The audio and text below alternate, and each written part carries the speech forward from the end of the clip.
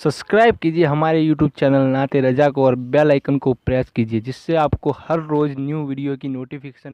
Subscribe. एक मर्तबा अल्लाह के रसूल सल्लल्लाहु अलैहि वसल्लम ने अपने सहाबा से कहा कि जब तुम दुआ किया करो तो ये दो दुआ जरूर किया करो। हुजूर जाने दुआ, सहाबा को दुआ सिखा रहे कि जब दुआ करो तो ये दो दुआ जरूर किया करो। अल्लाह से ये दुआ करना कि अल्लाह हमें कभी बदबख्त मत करना। हुजूर दुआ सिखा रहे सहाबा, ए अल्लाह हमें कभी तू बदबख्त मत करना और कभी हमें तू महरूम मत करना। बदबख्ती से बचा और महरूमी से बचा, ये दुआ करना। अब इस दुआ की अहमियत कितनी है। सैयदुल आलमीन जाने दुआ, जिसके लिए इजाबत झुकती है वो जाने दुआ। दुआ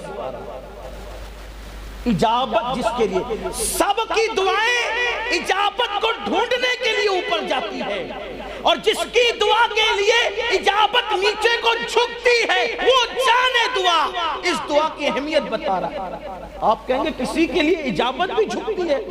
हम कहते हैं हमारे इमाम ने यही फलसफा तो दुआ का बयान किया। इनायत का जोड़ा, इजाबत का सहरा, दुल्हन बन के निकली दुआए मोहम्मद, और जब दुल्हन बन के निकली दुआए मोहम्मद तो इजाबत ने झुककर गले से लगाया बड़ी नाज से। जब दुआए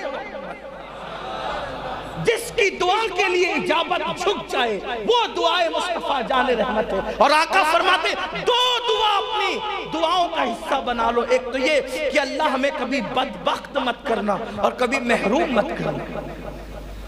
साहबा ने जब ये दुआ की अहमियत जान ली तो हुजूर ने खुद फरमाया, तुम मुझसे नहीं पूछते कि बदबख्त कौन है, तुम मुझसे नहीं पूछते कि बदबख्त कौन है, और तुम मुझसे नहीं पूछते कि महरूम कौन है।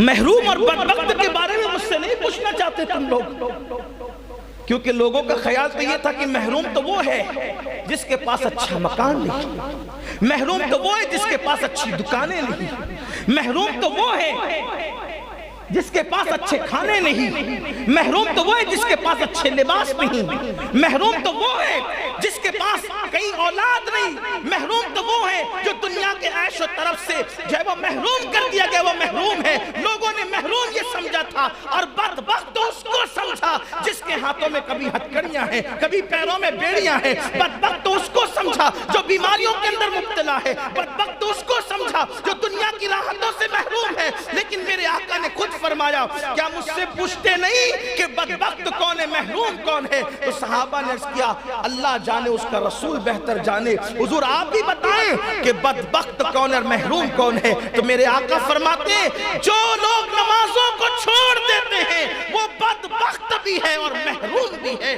अल्लाह के दीन में उनका कोई हिस्सा है ही नहीं।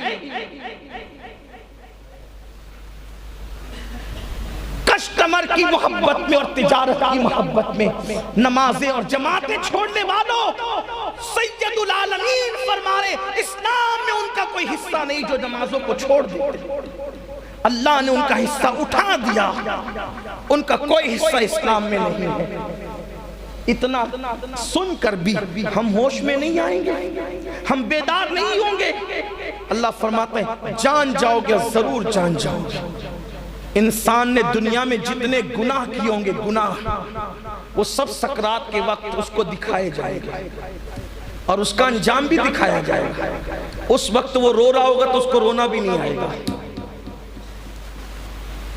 उस पर इतनी प्यास मुसल्लत की जाएगी, वो पानी को तड़पेगा, पानी मांग भी नहीं सकेगा, पानी भी मांग नहीं सकेगा। और अगर हलक में रूह अटक गई, गरगरे की कैफियत होगी, तौबा करना चाहेगा तो तौबा का वक्त भी खत्म हो चुका होगा। बल्कि बाज लोगों ने तो मरने से पहले तौबा की, कुदरत ने मना कर दिया।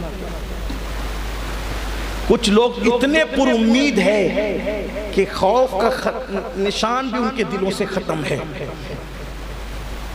इतने पुरुम्मीद होने की इस्लाम ने इजाजत नहीं दी है। बैनल खौफ व रजा की कैफियत का नाम इस्लाम है, ईमान है। लेकिन हमने तो इतनी उम्मीदें वाबस्ता। लोग तो कहते हैं क़यामत में जो होगा देखा जाएगा। क्या होगा पहले तेरी सकरात के वक्त का अंदाजा तो कर। اگر یہ ایک منزل اتنی آسان ہوتی تو صحابہ قبروں پہ جا کے روتے کیوں؟ سیدنا عثمان غنی، میں نے شروع میں جن کا ذکر کیا، جب قبر پر جاتے تھے تو اتنا روتے تھے کہ روتے روتے بے ہوش ہو ہوش کھو لیتے، بہت روتے عثمان غنی۔ اور کون عثمان غنی؟ 2 بار جس نے جنت خریدی ہے نا، جنت۔ سید العالمین نے انہیں ضمانت دی، بلکہ حضور علیہ السلام نے کسی کے بارے میں یہ نہیں کہا جو ان کے بارے میں کہا، یہ ان کی خصوصیات میں سے۔ فرمایا آج کے بعد عثمان کچھ بھی کرے، یہ کچھ بھی کرے کہ ذرا اس کی کوئی تشریح کر کے بتا دے کہ کچھ بھی کرے۔ آقا فرماتے آج کے بعد عثمان کچھ بھی کرے وہ جنت ہی میں داخل ہوگا۔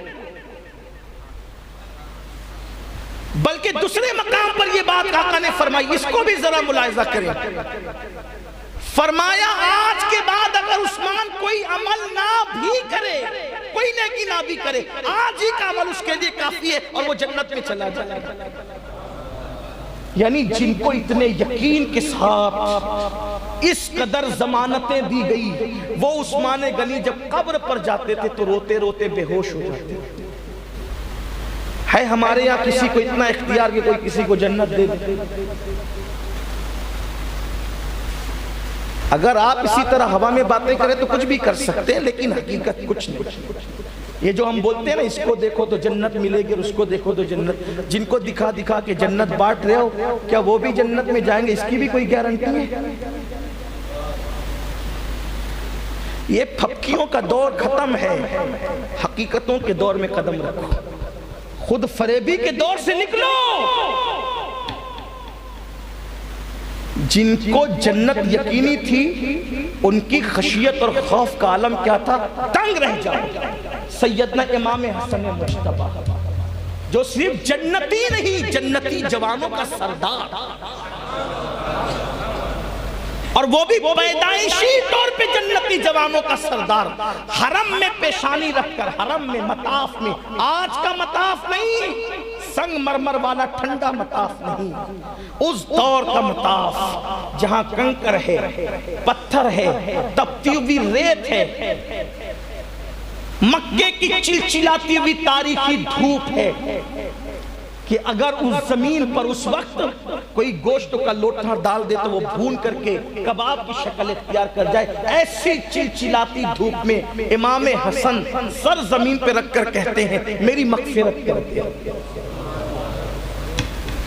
میری مغفرت کر دے۔ یہاں آ کر حقیقتوں میں ڈوب کر کے سوچو، کہاں وہ راتیں جو فیس بک کی گندگی میں ڈوبی ہوئی ہے اور پھر بھی غرور ہے کہ ہم جنت میں جائیں گے۔